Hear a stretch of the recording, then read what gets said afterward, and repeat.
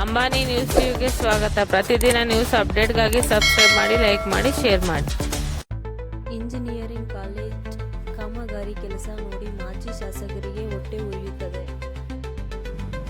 ಹಕ್ಕುಪತ್ರ ವಿತರಣಾ ಕಾರ್ಯಕ್ರಮದಲ್ಲಿ ಮಾಜಿ ಶಾಸಕರ ವಿರುದ್ಧ ತೀವ್ರ ವಾಗ್ದಾಳಿ ನಡೆಸಿದ ಸಚಿವ ಎಂ.ಸಿ. ಸುಧಾಕರ್. ಅಭಿವೃದ್ಧಿ ಕೆಲಸಗಳಿಗೆ ಕಿರಿಕಿರಿ ಮಾಡುವುದು, ಅಡ್ಡಿಪಡಿಸುವುದು, ಅವರದೇ ಆದಂಥ ರೀತಿಯಲ್ಲಿ ವ್ಯಾಕರಣ ಮಾಡುವಂಥದ್ದು, ಅಭಿವೃದ್ಧಿ ಕೆಲಸಗಳು ಪರ್ಸೆಂಟೇಜ್ಗಾಗಿ ಮಾಡುವುದಾಗಿ ನನ್ನ ಮೇಲೆ ಹೇಳುವುದು ಎಂದು ಚಿಕ್ಕಬಳ್ಳಾಪುರ ಜಿಲ್ಲಾ ಉಸ್ತುವಾರಿ ಹಾಗೂ ಉನ್ನತ ಶಿಕ್ಷಣ ಸಚಿವರಾದ ಡಾ. ಎಂ.ಸಿ. ಸುಧಾಕರ್ ಅವರು ಮಾಜಿ ಶಾಸಕರ ಜೆ.ಕೆ. ಕೃಷ್ಣಾರೆಡ್ಡಿ ಅವರ ವಿರುದ್ಧ ತೀವ್ರ ವಾಗ್ದಾಳಿ ನಡೆಸಿದರು.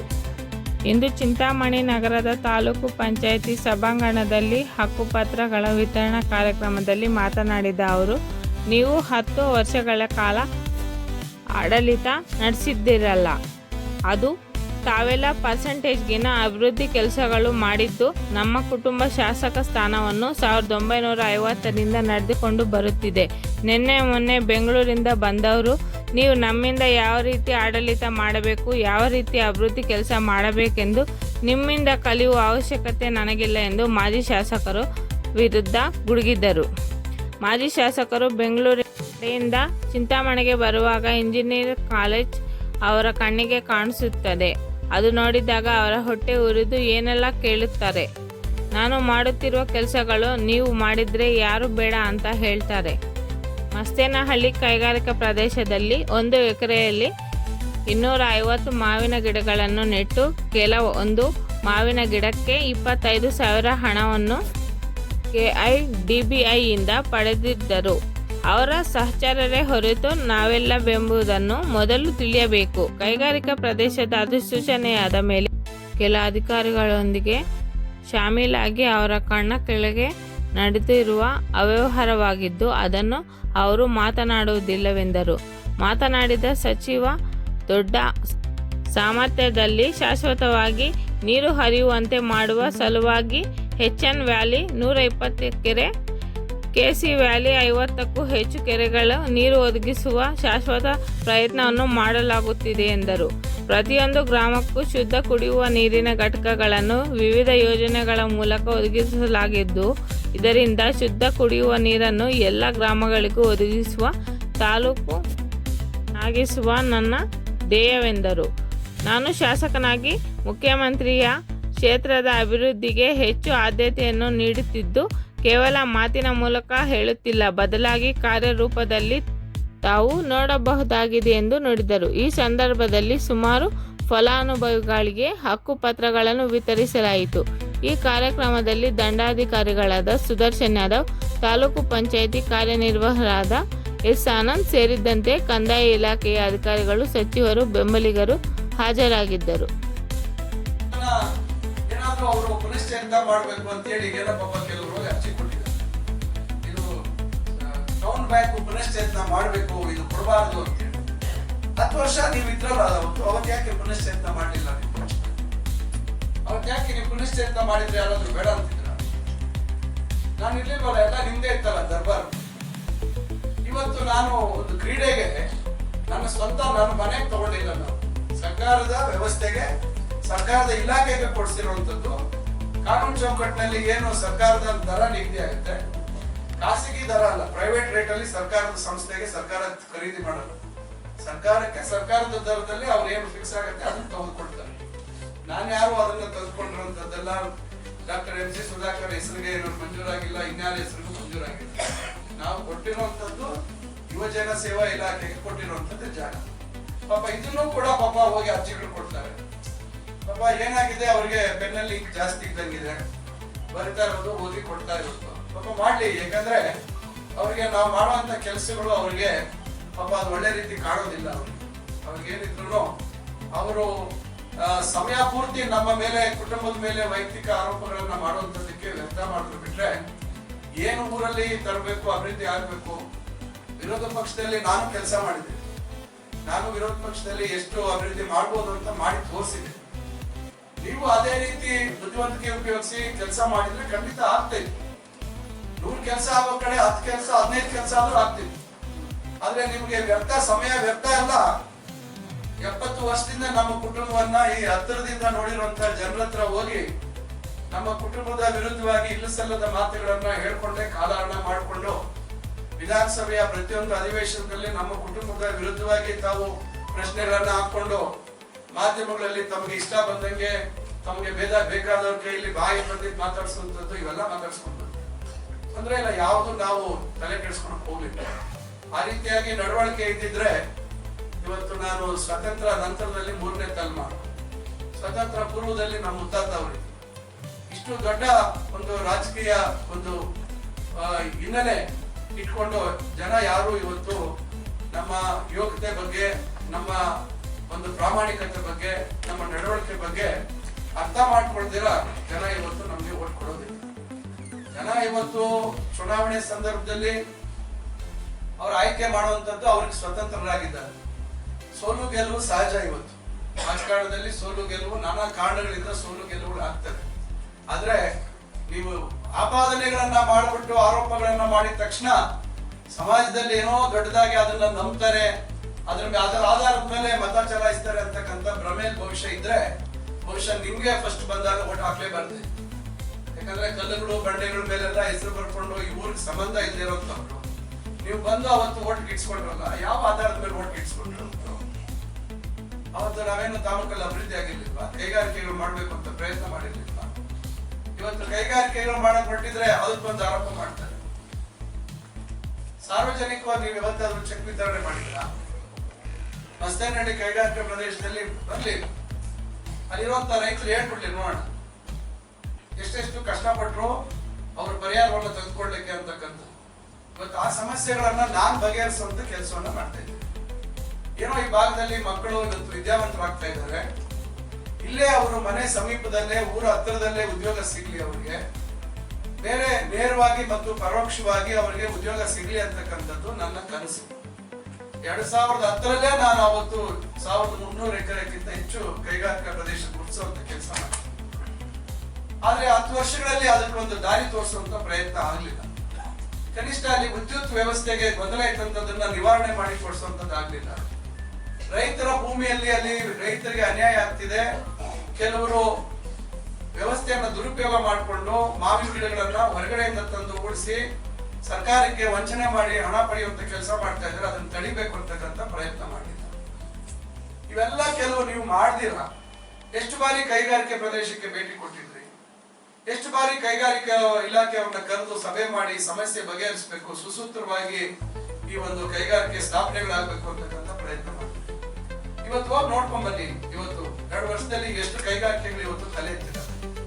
ಈಗ ಒಂದು ಹಂತಕ್ಕೆ ತಂದಿದ್ದೀವಿ. ಆ ಸಮಸ್ಯೆ ಏನು ಹಾಳು ಮಾಡಿ ಇಟ್ಟಿದ್ರು, ಈಗ ಒಂದು ಹಂತಕ್ಕೆ ಬಂದಿದೆ. ಈಗ ರೈತರಿಗೆ ಕೆಲವರಿಗೆಲ್ಲ ಅನ್ಯಾಯ ಆಗಿರುವಂತವ್ರಿಗೆ ನಾವು ಅವರಿಗೆ ಪರಿಹಾರ ಕೊಡಿಸುವಂತದ್ದು ಇರ್ಬೋದು. ಗಿಡ ಮಾಲ್ಕಿಗಳ ಅದಕ್ಕೊಂದು ತೀರ್ಮಾನ ಆಯ್ತು ಸರ್ಕಾರದಲ್ಲಿ, ಎಷ್ಟು ಕೊಡಬೇಕು ದುಡ್ಡು. ಇವೆಲ್ಲ ಒಂದೊಂದನ್ನೇ ನಾವು ಸಮಾಧಾನ ಅವರೆಲ್ಲ ಆ ಒಂದು ಸಮಸ್ಯೆಗಳಿಗೆ ಪರಿಹಾರವನ್ನ ಹುಡುಕುವಂತ ಒಂದು ಪ್ರಯತ್ನ ಮಾಡಿದ್ವಿ. ಈಗ ಅದಕ್ಕೊಂದು ವೇಗ ಸಿಗತ್ತೆ. ಈಗ ಮತ್ತೆ ನಾವಲ್ಲಿ ಮಡ್ಡಳ್ಳಿ ನಂಬರ್ ಅಲ್ಲಿ ಸುಮಾರು 600 ಚಿಲ್ಲರೆ ಎಕರೆ ಗುರುತಿಸಿದೀವಿ, ನೋಟಿಫಿಕೇಶನ್ ಮಾಡಿಸಿದೀವಿ. ಅಲ್ಲಿ ರೈತರೇ ಮುಂದೆ 35 ಗುಂಟೆ ಕೊಟ್ಟಿದ್ದೀವಿ. ಮತ್ತೊಂದು 2.5 ಎಕರೆ ರಸ್ತೆ ಅಂತ ಕೊಟ್ಟಿದ್ದೀವಿ. ಇನ್ನೊಂದಷ್ಟು ಜಾಗ ನಾವು ಮತ್ತೆ ಕೌಶಲ್ಯ ಅಭಿವೃದ್ಧಿ ಒಂದು ಇದನ್ನ ಮಾಡುವಂತದಕ್ಕೆ ಒಂದು ಸೆಂಟರ್ ಆಫ್ ಎಕ್ಸಲೆನ್ಸ್ ಅಂತ ಹೇಳಿ ನಾವು ಅದನ್ನ ನಮ್ಮ ಚಿಂತಾಮಣಿಯಲ್ಲಿ ಮಾಡ್ಬೇಕು ಅಂತ ಹೇಳಿ ಅದಕ್ಕೆ ಹೆಚ್ಚುವರಿಯಾಗಿ ನಮ್ಮ ಇಲಾಖೆಗೆ ತಗೊಳ್ಳುವಂತದಕ್ಕೂ ನಾವು ಮುಂದೆ ಮಾಡ್ತಾ ಇದ್ದೀವಿ. ಈಗ ಅವ್ರು ಹೇಳಿದಾಗೆ, ತಹಸೀಲ್ದಾರ್ ಹೇಳಿದಾಗೆ ಸರ್ವೆ ನಂಬರ್ 62ರಲ್ಲಿ ನಲ್ಗುಟ್ರಳ್ಳಿಲಿ ನಾವು ವಿವಿಧ ಸಮುದಾಯಗಳಿಗೆ ನಾವು ಅಧ್ಯಯನ ಕೇಂದ್ರ ಅಂತ ಹೇಳಿ ಕೊಡ್ಬೇಕು ಅಂತಿದ್ದೀವಿ.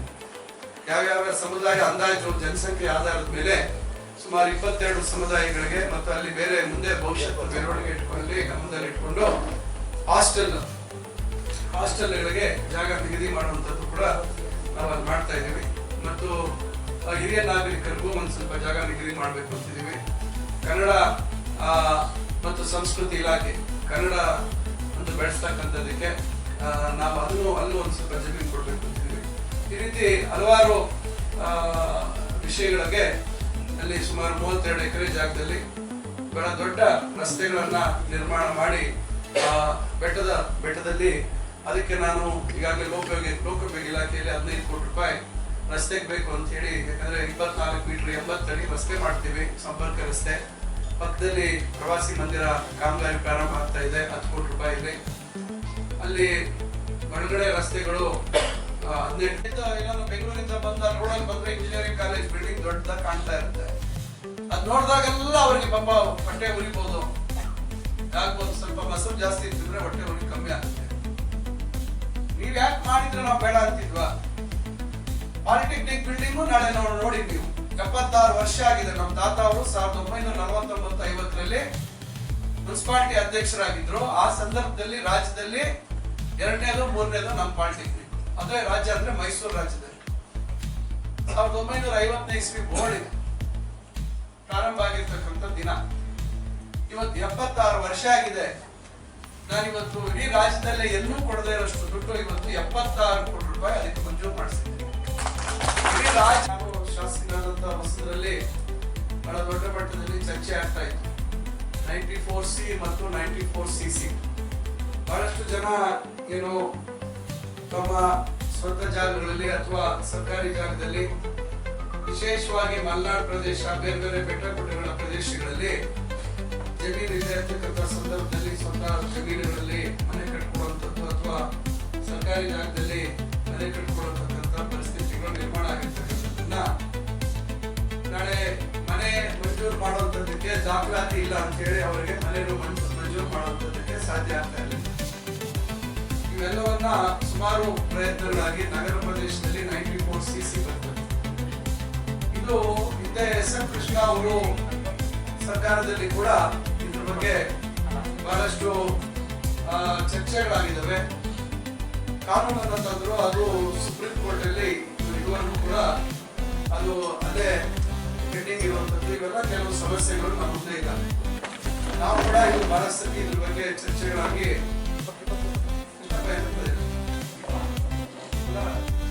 ಈಗ ತಹಸೀಲ್ದಾರ್ ಅವರು ಹೇಳಿದ್ರು, ಈಗ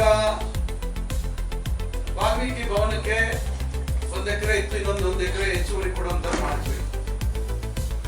ಏಕಲವ್ಯ ಶಾಲೆಗೆ 20 ಎಕರೆ ನಿಗದಿ ಮಾಡಿದ್ದೀವಿ. ಏಕಲವ್ಯ ಶಾಲೆ ಇನ್ನ ಮಂಜೂರಾಗಿಲ್ಲ. ನಮ್ಮ ಸ್ನೇಹಿತರು ನಾಗೇಂದ್ರ ಅವ್ರ ಮಂತ್ರಿ ಇದ್ದಾಗ ಯಾವುದೋ ಇದೆ, ನಾನು ಬದಲಾಯಿಸ್ಕೊಡ್ತೀನಿ ಅಂತ ಹೇಳಿದ್ರು, ಅದ್ರ ಮೇಲೆ ಮಾಡಿದ್ವಿ. ಈಗ ಏಕಲವ್ಯ ಶಾಲೆ ಮಂಜೂರಾಗ್ಲಿಲ್ಲ ಅಂದ್ರೆ ಇನ್ನು ಬೇರೆ ಯಾವ್ದಾದ್ರು ಸಮಾಜ ಕಲ್ಯಾಣ ಇಲಾಖೆಯಲ್ಲಿ ಬೇರೆ ಯಾವ್ದಾದ್ರು ಒಂದು ದೊಡ್ಡ ಒಂದು ವಸತಿ ಶಾಲೆ ಅಥವಾ ಬೇರೆ ಒಂದು ಅಧ್ಯಯನ ಕೇಂದ್ರ ಏನಾದ್ರು ಕೊಡ್ತೀವಿ ಅಂತ ಹೇಳ್ತಾ ಇದ್ದಾರೆ. ಅದರಲ್ಲಿ ಏನಾದ್ರು ಒಂದು ಪ್ರಯತ್ನ ಮಾಡಿ ಅದು ಕೊಡುವಂತದಕ್ಕೆ ಮಾಡ್ತೀವಿ. ಮುರುಗಮಲ್ಲ ಅಲ್ಲಿ 10 ಎಕರೆ ಜಾಗ ಪರಿಶಿಷ್ಟ ಪಂಗಡದ ಮೊರಾರ್ಜಿ ದೇಸಾಯಿ ವಸತಿ ಶಾಲೆಗೆ ಕೊಟ್ಟಿದ್ದೀವಿ.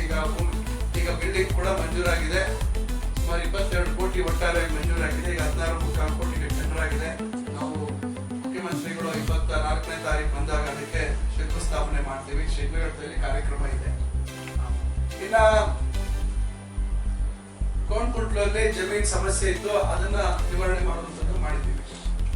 ಈಗ ಅಲ್ಲಿ ಬಿಲ್ಡಿಂಗು 22 ಕೋಟಿದು ಪ್ರಾರಂಭದಲ್ಲಿ 11 ಕೋಟಿ ಮಂಜೂರಾಗಿತ್ತು. ಈಗ ಮತ್ತೆ 11 ಕೋಟಿ ಮಂಜೂರಾಗಿದೆ, ಅದು ಟೆಂಡರ್ ಆಗಿದೆ. ಈಗ ಮೊದಲನೇ ಹಂತದ ಬಿಲ್ಡಿಂಗು ಬಹಳ ವೇಗವಾಗಿ ಅಲ್ಲಿ ಕಾಮಗಾರಿ ನಡೀತಾ ಇದೆ. ಈಚೆಗೆ ಹೋಗಿ ನೋಡ್ಬೋದು.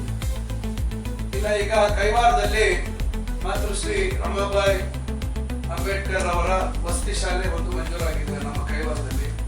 ಈಗ ತಾತ್ಕಾಲಿಕವಾಗಿ ಅದು ನಮ್ಮ ಕಿತ್ತೂರು ರಾಣಿ ಚೆನ್ನಮ್ಮ ವಸತಿ ಶಾಲೆ ನಡೀತಾ ಇದೆ. ಅದಕ್ಕೆ ಒಂದು 10 ಎಕರೆ ಕೊಡೋದಕ್ಕೂ ಕೂಡ ನಾವೀಗ ಜಾಗ ನೋಡಿದೀವಿ. ಅದನ್ನ ಸದ್ಯದಲ್ಲಿ 10 ಎಕರೆ ಅದಕ್ಕೆ ಮಂಜೂರು ಮಾಡಿ ಮುಂದಿನ ವರ್ಷ ಅದಕ್ಕೆ ಕಟ್ಟಡ ವ್ಯವಸ್ಥೆಯನ್ನ ಮಾಡಬೇಕು ಅಂತಕ್ಕಂಥದ್ದು ಮಾಡಿ. ಆದ್ರೆ ಮಾಡುವಂತಹ ಕೆಲಸಗಳ ಬಗ್ಗೆ ಕೂಡ ಕಿರಿಕಿರಿ ಮಾಡುವಂತದ್ದು, ಅಡ್ಡಿಪಡಿಸುವಂತದ್ದು, ಅವ್ರದೇ ಆದಂತ ರೀತಿಯಲ್ಲಿ ವ್ಯಾಖ್ಯಾನ ಮಾಡುವಂತದ್ದು, ಇಷ್ಟೆಲ್ಲ ಅಭಿವೃದ್ಧಿ ಕೆಲಸಗಳು ಪರ್ಸೆಂಟೇಜ್ ಗೋಸ್ಕರ ಮಾಡಿಸ್ತಾ ಇದ್ದಾರೆ ಅಂತ ಅಂದ್ರೆ ಹಾಗಾದ್ರೆ ನೀವೆಲ್ಲ ಪರ್ಸೆಂಟೇಜ್ ಮಾಡಿದ್ದು. ನಿಮ್ಗಿಂತ ಮುಂಚೆ ನಾನು ಅದಕ್ಕಿಂತ ಮುಂಚೆ ಶಾಸಕನಾಗಿದ್ದೇನೆ. ನಮ್ಮ ಕುಟುಂಬ ಈ ಶಾಸಕ ಸ್ಥಾನವನ್ನ 1952ರಿಂದ ನೋಡ್ಕೊಂಡು ಬಂದಿದೆ.